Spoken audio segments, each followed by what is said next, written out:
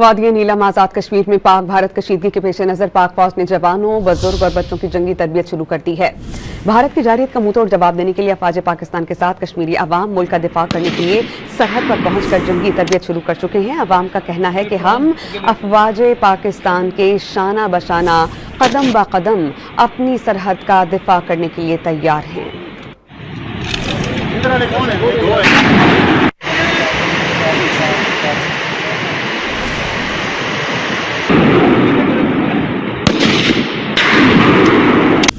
वादिया नीलम आजाद कश्मीर में पाक भारत कशीदगी के पेश नजर पाक फौज ने जवानों, बुजुर्ग और बच्चों की जंगी तरबियत शुरू कर दी है।